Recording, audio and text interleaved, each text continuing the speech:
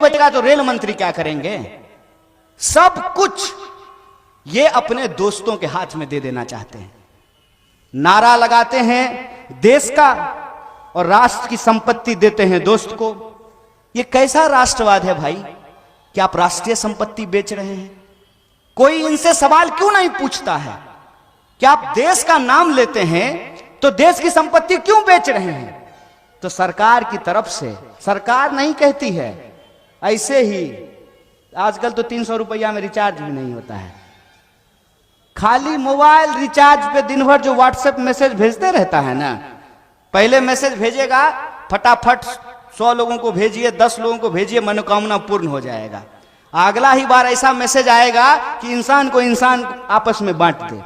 इतिहास का ऐसा ज्ञान जो इतिहास है ही नहीं, झूठ का कचरा है।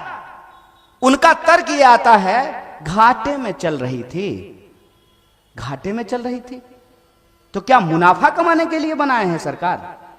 अगर मुनाफा कमाने के लिए आप मुख्यमंत्री और प्रधानमंत्री चुनते हैं तो फिर ये लोग क्यों सीधे अंबानी और अदानी को मुख्यमंत्री और प्रधानमंत्री ना बना दिया जाए? क्या है जिम्मेवारियां? सबसे पहली जिम्मेवारी यह है कि सच सच होता है, सच पर से कभी हम अपना भरोसा ना छोड़ें। झूठ 100 बार क्या 1000 बार कहा गया हो, लेकिन यह बात नहीं बदली जा सकती है कि गोडसे ने, जो अपने आप को सबसे बड़ा हिंदूवादी कहता था, वो एक ऐसे व्यक्ति की हत्या की जो कहते थे रघुपति राघव राजा राम, पतित पावन सीताराम, ईश्वर अल्लाह तेरो नाम, सबको सन्मति दे भगवान। यह सत्य नहीं बदला जा सकता है। इतिहास बदलने की बात करते हैं। अरे साहब, जिससे वर्तमान नहीं संभल रहा हो वो इतिहास क्या बदलेगा? और जहां तक आजादी का सवाल है, हमारे मित्र सुशील भाई ने कहा कि एगो को पद्मश्री दिया गया है, कहती हैं कि आजादी भीख में मिला है। ठेठ बिहारी आदमी हैं। हमारे यहां एक बात कही जाती है, बंदर क्या जाने अदरक का स्वाद। और अगर हम और बेगूसरैया भाषा में बोलें तो कहते हैं उसको बानर क्या जाने आदि का स्वाद। तो उस मुहावरे के तर्ज पे मैं ये कहता हूं, जैसे बानर क्या जाने आदि का स्वाद, वैसे संघी क्या जाने आजादी का स्वाद। जो आजादी के लिए लड़ता है, जिसने कुर्बानियां दी हैं, जो उस विरासत से अपने आप को जोड़ करके देखता है, वो उसके महत्व को समझता है। आजादी की बात हम भी करते हैं, आजादी का नारा हम भी लगाते हैं। देश से आजादी नहीं चाहते हैं, देश के लोगों की जो समस्याएं हैं उन समस्याओं से आजादी चाहते हैं। हम चाहते हैं कि सिस्टम का जो करप्शन है, जिसका जिक्र हमारे साथी सुशील ने किया, कि अंग्रेजों का बनाया हुआ पुल टिका हुआ था, अंग्रेजों को हमने भगा दिया। हमने जिनको अपना समझ करके कुर्सी थमाई, उन्होंने एक पुल बना, बेचने पे उतारू है तो हम बचाने वालों की हुजूम भी तैयार करेंगे। इसी जिम्मेवारी के तहत मैं आपके बीच में आया हूं। और आज हम आजादी के आंदोलन को इसलिए याद कर रहे हैं कि डॉक्टर बाबा साहब भीमराव अंबेडकर ने कहा है कि जो पीढ़ी अपना इतिहास भुला देती है उसका भविष्य सुरक्षित नहीं होता है। और हमारा इतिहास यह है कि इस देश के भीतर तमाम तरीके के उतार चढ़ाव के बीच 1947 में जब देश को आजादी मिली, तो उस आजादी के आंदोलन के दौरान जो एक सामाजिक एकता बनी थी, एक तरफ वो लोग थे जो कहते थे कि ये एकता हम बचा करके रखेंगे, दूसरे तरफ वो लोग थे जो कहते थे हम अपना हिस्सा लेकर के अलग हो जाएंगे। जो अपना हिस्सा लेकर के अलग हो गए, आज उनके नाम पर, उनकी भाषा बोल करके हमारी एकजहदी को, हमारी एकता को तोड़ने की कोशिश की जा रही है, और यह कोशिश खतरनाक है। जब इंसानों का खून बहाया जाता है तो मुझे सबसे ज्यादा दुख होता है, और यह मेरी जिम्मेवारी है। अगर मेरा नाम कन्हैया है तो यह मेरी जिम्मेवारी है, और खुले मन से मैं आप तमाम लोगों को कहने के लिए आया हूं। छोटा बड़ा, नुक्कड़ चौक चौराहा, बड़ी रैलियां, हर आंदोलन और हर संघर्ष से हमने ये संकल्प लिया है कि अगर देश को बचाने के लिए, मुल्क को बचाने के लिए, इस देश की संविधान और उस आजादी की विरासत को बचाने के लिए संघर्ष करना पड़ेगा, मुस्कुराते हुए, हंसते हुए संघर्ष को स्वीकार करेंगे, इस लड़ाई को लड़ेंगे। ये हमारा संकल्प है। हम बस आपसे उस नजरिए को बदलने का आग्रह कर रहे हैं, जिस नजरिए की बातचीत हमारे शकील अहमद खान साहब ने की, कि आजादी यूं ही नहीं मिलती है, आजादी लीज पे नहीं है, आजादी भीख में नहीं है, भीख में पुरस्कार मिलता है, आजादी नहीं मिलती है। चापलूसी करने से पद मिलता है, अधिकार नहीं मिलता है। सोच करके मुझे बताइए, ये इतनी आसान बात है कि मंदिर में जाने वाला, मस्जिद में जाने वाला, तिलक लगाने वाला, टोपी पहनने वाला, दोनों का वोट बराबर होगा? फॉर्च्यूनर पर चढ़ने वाला, साइकिल पे घूमने वाला, दोनों का वोट बराबर होगा? महल में रहने वाला, झोपड़ियों में रहने वाला, फुटपाथ पे सोने वाला, डनलप गद्दा पे लौटने वाला, दोनों का वोट बराबर होगा? ये इतनी आसान बात नहीं है। लेकिन मुश्किल ये है कि आज इस मोबाइल के दौर में इंसानों को भी डेटा बना दिया गया है। लोग फेसबुक पोस्ट करते हैं और ये गिनते हैं कि कितना लाइक हुआ है। इंसान नहीं गिन रहे हैं, नंबर गिन रहे हैं। हम नंबर नहीं हैं, हम इंसान हैं। और ये जो आज हमको नंबर बनाने की कोशिश की जा रही है, 85%, 15%, ये नंबर है। और उस नंबर बनाने का जो साजिश है, उसका जो खतरा है, उसको हमको समझना चाहिए कि कोरोना में जब लोग मर रहे थे तो सरकार नंबर गिन रही थी। यह नहीं कह रही थी कि घर में अगर एक कमाने वाला है, उसको कोरोना हो गया है, उसकी कोरोना से मौत हो गई है, तो पूरा का पूरा परिवार बिलख रहा है। वो एक नंबर नहीं है। उस इंसान के भीतर भावनाएं हैं, उस इंसान का वजूद है, उस इंसान का इतिहास है, उस इंसान की विरासत है, उस इंसान की पहचान है। वो एक नंबर नहीं है। वोटों के इस खेल ने, नोटों के इस खेल ने सिर्फ इंसानों को इंसानों से जुदा नहीं किया है, उनको नंबर बना दिया गया है। हमको नंबर नहीं होना है, हमको नागरिक होना है। देश जब 1947 में आजाद हुआ था तो हमने अंग्रेजों से अपना देश इस शर्त पे वापस लिया था कि इस भूभाग पे रहने वाला हर इंसान, चाहे हिंदू हो या मुसलमान, वो इस देश का नागरिक था, है और रहेगा। इस बात पे सहमति हुई थी। हमने जो संविधान स्वीकार किया, संविधान सभा ने जो संविधान तैयार की, उसमें सबको बराबरी का अधिकार दिया गया, सबके वोट बराबर किए गए, महिला पुरुष के वोट बराबर किए गए। आप सब इस बात को जानते हैं। आज भी आपके और हमारे घरों में महिलाओं के अधिकार बराबर नहीं हुए हैं, लेकिन संविधान ने महिलाओं का अधिकार बराबर करके रख दिया। ऐसा नहीं है कि मेरा वोट एक है और मेरी माताजी का वोट आधा है, उनका वोट भी एक है।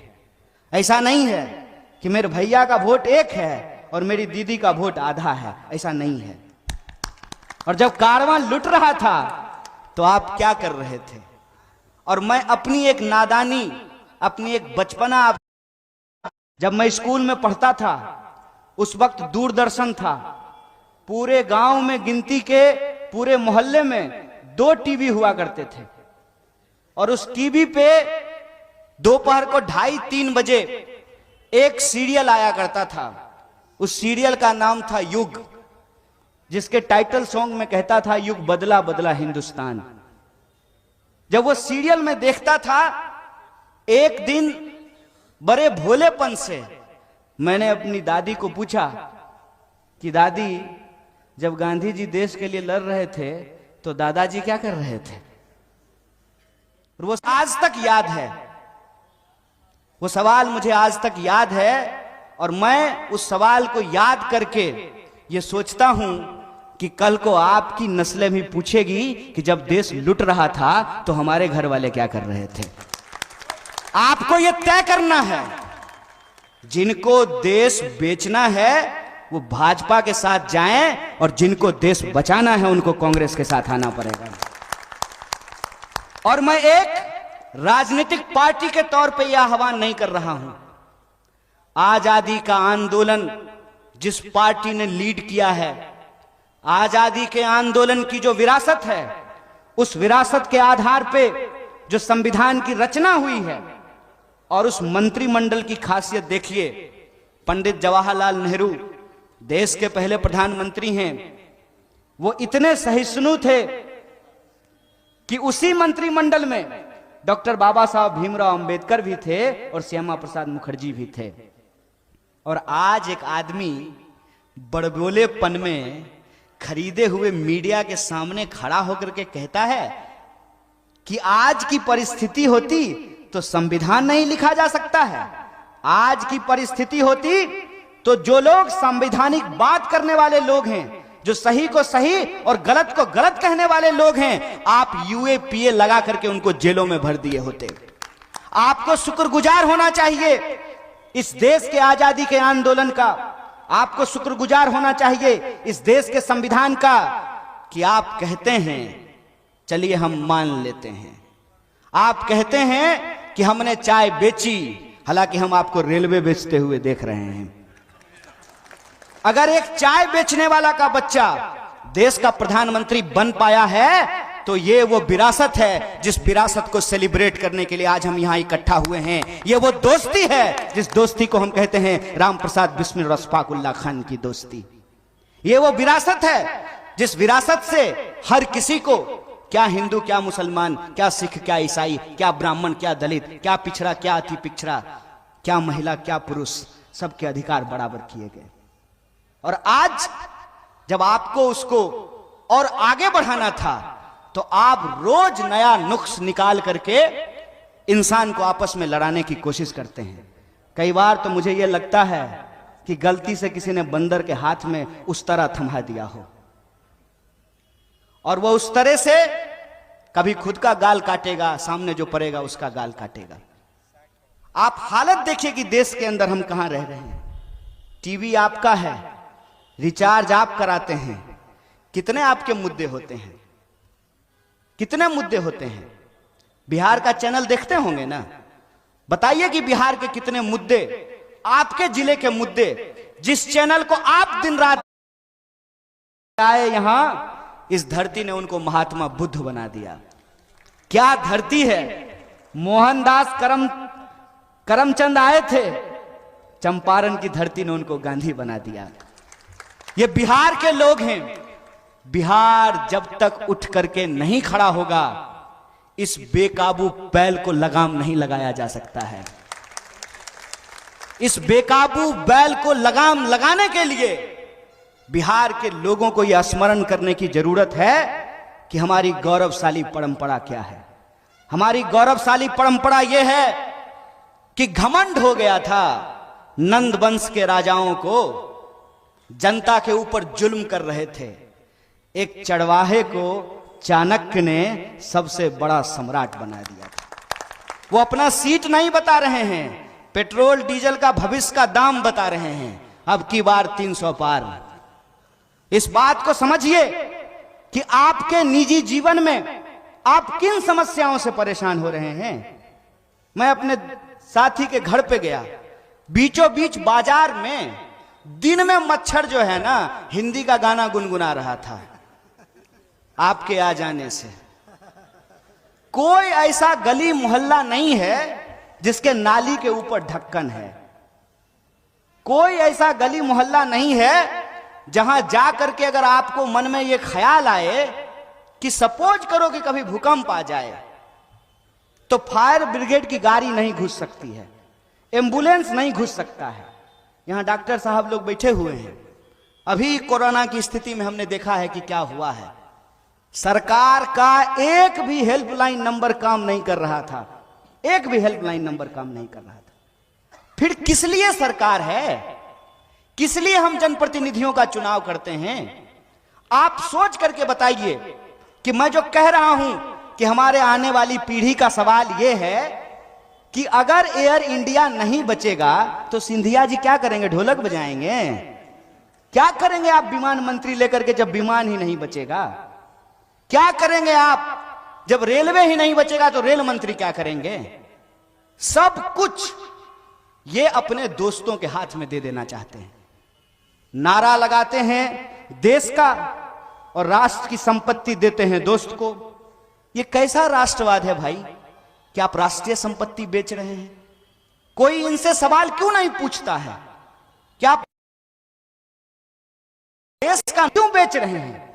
तो सरकार की तरफ से, सरकार नहीं कहती है, ऐसे ही आजकल तो 300 रुपया में रिचार्ज भी नहीं होता है। खाली मोबाइल रिचार्ज पे दिन भर जो व्हाट्सएप मैसेज भेजते रहता है ना, पहले मैसेज भेजेगा फटाफट 100 लोगों को भेजिए, 10 लोगों को भेजिए, मनोकामना पूर्ण हो जाएगा। अगला ही बार ऐसा मैसेज आएगा कि इंसान को इंसान आपस में बांट दे। इतिहास का ऐसा ज्ञान जो इतिहास है ही नहीं, झूठ का कचरा है।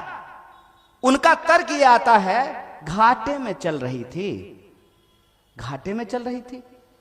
तो क्या मुनाफा कमाने के लिए बनाए हैं सरकार? अगर मुनाफा कमाने के लिए आप मुख्यमंत्री और प्रधानमंत्री चुनते हैं तो फिर ये लोग क्यों सीधे अंबानी और अदानी को मुख्यमंत्री और प्रधानमंत्री ना बना दिया जाए?